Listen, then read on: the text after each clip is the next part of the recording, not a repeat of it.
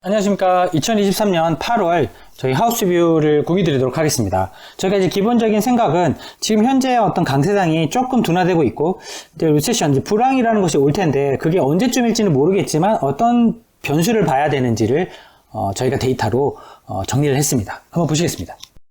첫 번째로 지금 현재 강세장이라는 가장 큰 논리의 백그라운드에는 아무래도 다양하게 이유를 당연히 대기고 있지만, 사실 기업의 어떤 이익이 주가의 어떤 기초 재료이기 때문에 그것을 보면은 사실은 판단하기 쉽습니다. 모건 스탠리 기준으로 보시면 2023년부터 2025년까지 185불, 228불, 250불이니까 거의 해마다 보면 15% 가까운 이익 증가가 예상된다라고 보고 있고요. 시장 컨센서스 예상 기준으로 봐도 약 한 15%씩 계속 증가한다고 보고 있습니다. 따라서 15%까지 증가를 하니 성장이 있으니 당연히 주식시장은 올라갈 수밖에 없다가 사실 뒤에 숨어져 있습니다. 다양한 다른 논리 말고요. 그러면 이런 부분이 있음에도 불구하고 왜 흔들리는지 한번 보시겠습니다. 전체적으로 봤을 때는 일단 경제 성장률에 문제가 조금 있는 것 같고요. 그리고 버블에 관련돼서도 닷컴 버블 이야기 좀 나오고 있습니다. 따라서 경제와 시장 측면에서 먼저 보신 다음에 자산 가격과 전략에 대한 뷰를 공유하도록 하겠습니다. 이제 첫 번째 이제 경제인데요. 아무래도 경제 같은 경우는 제일 대표적인 GDP를 보시면 더 좋을 것 같습니다. 최근에 이제 IMF가 글로벌 GDP 숫자를 업데이트를 했습니다. 7월 달에. 그러니까 8월 달에 보고서가 발표가 됐고요. 글로벌 경제 성장이 봤더니 좀 이렇게 떨어지는 모습이다. 2024년까지. 그런데 3까지니까 내년에 올해랑 비슷하니까 큰 문제가 없는 거 아니냐라고 볼 수도 있는데, 보면 선진국 경제가 조금 문제인 것 같습니다. 왜냐하면 작년보다 올해가 떨어졌고요. 그리고 내년에 또 떨어집니다.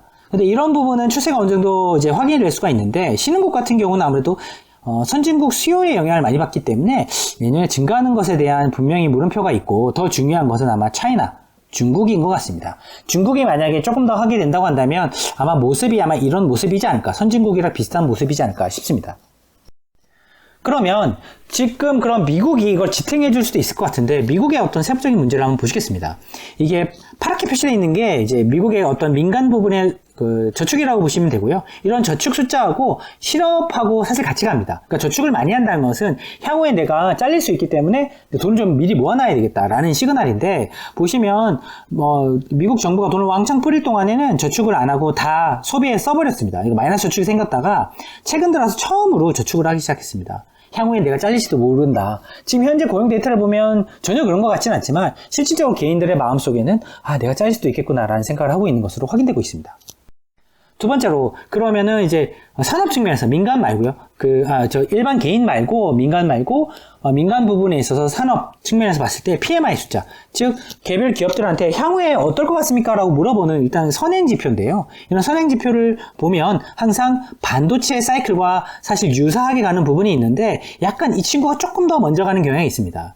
그런데 최근에 이제 이 친구가 떨어지고 있는데 갑자기 이제 반도체가 반등이 나왔는데요. 그동안 이제 반도체 테마가 좋았던 가장 큰 이유 중에 하나였습니다. 이런데 반도체가 작년 대비해가지고 상당히 높은 성장률을 보이고 있는데, 문제는 PMI가 꺾이고 있다는 부분입니다. 만약에 PMI가 여기서 반등이 나오게 된다고 한다면 사실 반도체가 맞는 이야기가 되는데, 일반적으로 PMI가 조금 더 선행하는 경향이 있기 때문에 PMI를 쫓아와서 떨어질 가능성이 있다는 부분을 염두에 두시는 게 좋을 것 같습니다. 이제 경제 측면에서 그렇긴 한데, 그럼 자본시장에서 문제가 되는 것은 뭐냐? 만약에 좀 안 좋은 부분이 있다고 한다면 어떤 부분에 있어서 문제가 생겨서 리세션이 오느냐, 그 부분을 한번 시장 측면에서 한번 시장 참여자들이 생각하는 부분을 한번 들여다보겠습니다. 첫 번째로 볼 것은 아무래도 자본시장에서는 가장 중요한 게 주가 아니겠습니까? 주가의 가치평가의 레벨을 결정하는 것이 밸류에이션인데, 미국 S&P 500, 그러니까 세계에서 가장 큰 500개 기업이 거의 몰려있는 거랑 마찬가지인데요.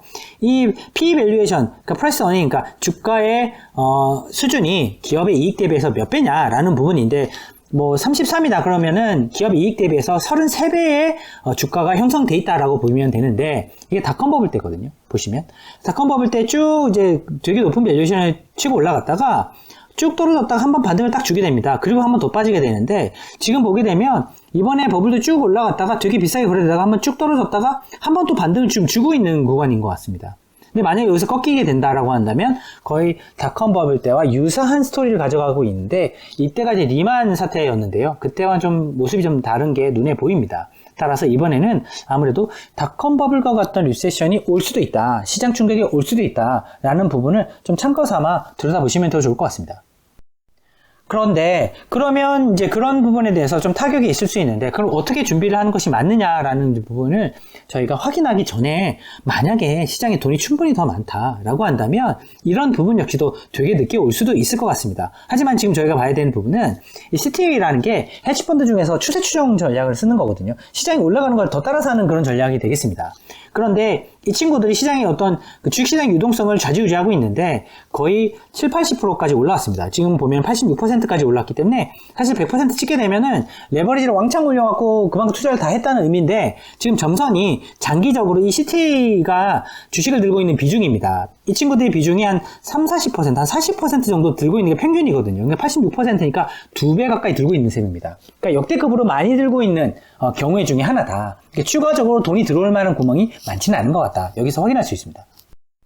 그리고 사실 인플레이션이 지금 중요한데요. 왜냐하면 이제 금리를 또 올릴 수 있나 없느냐의 문제를 사실 여기서 결정을 하니까. 그런데 여기서 저희가 살펴봐야 될 부분은 사실 인플레이션이 올라오게 되면 이 팁스, 그러니까 그 물가 연동체가 사실 방향을 아래로 갑니다. 이게 거꾸로 그렸기 때문인데요. 그러니까 이 둘이 나스닥의 P값, 나스닥의 밸류에이션 값하고 이 팁스의 어떤 역축을 그린 값하고 사실은 항상 이게 비슷하게 움직이게 됩니다. 비슷하게 움직이게 되는데 이번에 보시면 서로 다른 방향으로 움직이고 있습니다. 그 이야기는 둘 중에 하나가 잘못됐다는 얘기인데 사실 지금 보면은 이제 팁스, 물가 같은 경우는 뭐 우리가 볼 수 있는 부분이니까 이건 실물 경제에서 결정이 되는 부분이니까 이거 어떻게 할 수 없는 부분이고요.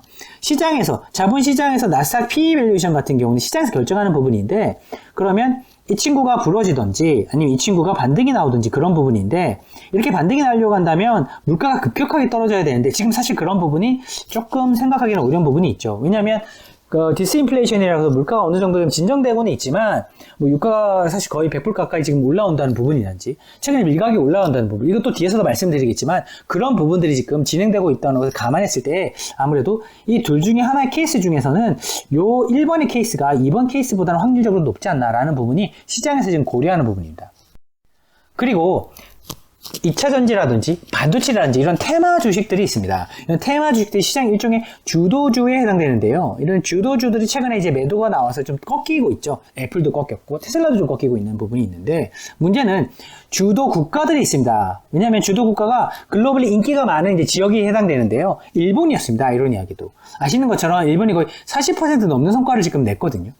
그런데 그 주도 국가에 해당된 일본에서 최근에 매도가 좀 나타나기 시작합니다. 되게 여기 시간이 짧아 보이지만 되게 오랜 기간 매수였거든요. 매수다가 최근에 좀 매도가 나타났습니다. 그런 부분이 조금 발견되고 있으니 이 역시도 참고하시면 좋겠다라는 부분입니다. 그러면 이런 자산의 실제 가격들은 어떤 패턴을 보이고 있는지 한번 보시겠습니다. 첫 번째로 주식하고 채권의 어떤 가격이 거의 같아졌다. 즉 기대 수익률이 같아졌다는 부분입니다. 그러니까 주식을 들고 있어도 채권을 들고 있어도 같은 얘기인데 S&P 500이라고 하는 미국 대형주 지수를 들고 있거나 미국 10년물 국채를 들고 있었을 때 거의 똑같은 수익을 배분해 주기 때문에 지금 0에 거의 수렴하고 있습니다. 거의 다 떨어진 거죠. 따라서 주식시장에 있는 사람들이 마치 미국 10년물 국채랑 거의 똑같은 취급을 하고 있기 때문에 자신의 위험 성향에 맞춰서 투자하는 것이 맞는 것 같습니다. 그리고 그러면은 이제 지수나 자산군 기준으로 보통 건데 주식과 채권 같은 자산군 기준으로 그런데 섹터 기준, 산업 기준으로 한번 보시겠습니다. 디스크리셔너리 같은 경우에 필수 소비자라고 생각하시면 됩니다. 즉 에너지와 같은 원재료로 만들었을 때 사람들이 누구나 쓰고 있는 필수 소비재의 어떤 상대 가격을 놓고 봤을 때 지금 100년 전 가격이랑 거의 똑같습니다. 1930년대니까요. 보면은 이제 거의 그때에 비해서 사실 필수 소비재 가격이 쭉 많이 올랐다가 엄청나게 그 에너지 가격이 쭉 많이 올랐다가 엄청나게 많이 떨어지면서 상당히 싸게 거래되고 있다가 이제 조금 회복된 것이 유가 기준으로 한 100불 정도인 것 같습니다. 그러니까 지금 유가가 100불이면 되게 비싸다고 느끼는데 실질적인 이제 에너지 기업들이나 에너지를 파는 사람들 입장에서는 우리가 너무 싸게 팔았어 라는 부분이 여기서 발견되고 있습니다. 따라서 이런 이제 인플레이션에 대한 부담이 사실은 이제 내재하고 있는데 그런 이제 인플레이션에 대한 부담을 또 빼놓다 하더라도 실물 경기에서 새로운 주문이 들어온다. 그러니까 인플레이션에 대한 부담을 감안하고서라도 새로운 주문이 들어온다고 한다면 얼마든지 좋아질 수 있는데 글로벌리 하이테크 공장 중에 하나인 국가인 독일 같은 경우가 사실 조금 반등이 나오다가 다시 꺾였습니다. 신규 주문이. 그만큼 이제 실물 경제에 있어갖고 좀 부담스러운 부분 때문에 자산 가격 측면에서 이러한 논란이 있다라는 부분을 여기서 확인할 수 있고요. 두 번째로 전쟁, 러시아와 우크라이나의 전쟁 때문에 이제 인플레이션의 부담이 여기까지 사실 올라와 있는 수준입니다. 밀가격이 이제 쭉 하향 안정화 되다가 다시 올라가고 있는 거죠. 그러면 이런 자산 가격의 움직임들을 놓고 봤을 때 지금 현재의 포지션은 뭐냐라는 부분을 여기서 공유 드리겠습니다. 첫 번째로 저희는 채권의 움직임 자체의 변동성 위험값이 주식의 어떤 수익률을 결정하는 것을 발견했습니다. 즉 채권 가격의 변동성이 올라가게 되면 주가의 인덱스도 올라가게 됩니다. 이게 S&P 500 이퀄 웨이트 지수거든요. 즉 변동성 값이 올라가니까 무브라는 게 채권 가격 변동성 데이터인데 이 값이 올라가니까 주식 가격도 올라가더라. 지금 보게 되면 채권 가격 변동성 값이 주식의 수익률을 결정하는 그런 국면이다. 따라서 지금은 채권을 잘 봐야 된다라는 구간입니다. 그러면 채권을 잘 봐야 되는데 채권을 잘 본다는 의미가 채권을 누군가 사줘야 되는데 진짜 살만한 룸이 있느냐? 한국에서는 지금 채권 투자 붐이 불어서 아무래도 채권 투자에 관련돼서 조금 보수적인 사람들이 있는 것 같습니다. 하지만 여기서 살펴봐야 될 부분은 장기적인 시계열로 봤을 때 한 20년 넘는 시계열로 봤을 때 한 평균적으로 한 26% 정도 글로벌 메이저 투자자들, 기관 투자자들이 채권을 들고 있었는데요. 실질적으로 금리가 0이 아니라 좀 있었을 때는 한 34% 정도 들고 있었습니다. 보시면. 그런데 지금 보게 되면 17%까지 떨어졌던 채권의 비중이 한 20%, 21%까지 올랐습니다. 그러니까 21%까지 올라온 셈이죠. 근데 장기 평균, 20년 평균으로 봤을 때 26%까지 사야 되거든요. 그러면 지금까지는 한 4% 정도 샀었는데 지금 향후에 빼보면 5%까지 사야 되니까 오히려 지금 샀던 것보다 더 많이 사야 되는 그런 국면. 따라서 채권에 돈이 유입될 수 있는 포텐셜, 가능성 되게 높은 국면이라고 보시면 되겠습니다. 그럼 채권을 살 수 있는 사람이 많은데 채권을 사려고 하게 되면 아무래도 시장에서 위험에 대해서 포커스를 해야 되는데 미국에서 한번 보시겠습니다. 즉 G2 중에서 만약에 이제 위험이 있다는 건 부도가 난다는 걸 의미하는데 누가 부도가 나냐? 사실 하이드 기업, 그러니까 되게 고금리를 지불해야 되는 신용이 나는 기업들이 부도 날 가능성이 있느냐 없느냐를 확인해 봐야 되는데 지금 보게 되면 하이드 스프레드를 보게 되면 부도 안 날 것 같은 느낌입니다. 왜냐하면 되게 위험이 낮지 않습니까? 그런데 실질적으로 페드에서 연준에서 서베이를 해봤더니 돈 빌려줄 때 어떻게 하고 있니? 라고 물어봤더니 우리 되게 스트릭트하게 되게 보수적으로 빌려주고 있어. 그 이야기는 뭐냐면 실질적인 하이드 스프레드 낮음에도 불구하고 되게 보수적으로 빌려주기 시작했으니까 향후에 스프레드가 높아질 것을 의미합니다. 따라서 미국의 부도 위험은 이런 기업들한테 있는 것 같습니다. 그리고 글로벌리 봤을 때 나머지 G2는 이제 중국이죠. 그런데 이 중국의 어떤 부동산 기업들이 많이 상장되어 있는 데가 항생 H주의 부동산 인덱스거든요. 근데 여기에 보시게 되면은 거의 4만 중반에 있던 것이 지금 2만까지 떨어졌습니다. 즉 한 50에서 60% 가까이 폭락을 했습니다. 즉 이 이야기는 글로벌 수요, 특히 이런 이제 실물 수요를 좌지우지하고 있는 국가가 세계의 공장이라고 하는 것이 중국인데요. 중국의 어떤 실물 부동산 가격이 폭락했다는 것은 의미를 한다는 것은 중국, G2 중에 중국의 어떤 부도가 난다는 것은 부동산에서 부도가 난다는 것을 의미합니다.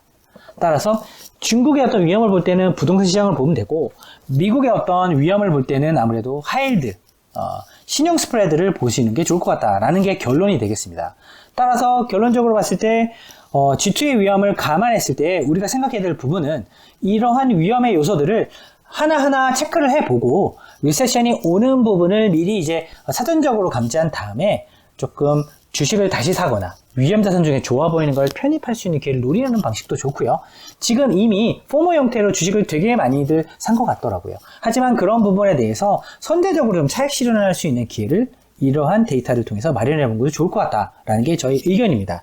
저희는 오늘 좀 많은 데이터를 다뤘기 때문에 이 데이터들이 되게 민감한 부분이 있어서 그 부분들 개별로 또 업데이트 되는 대로 저희가 공유 드리도록 하겠습니다. 감사합니다.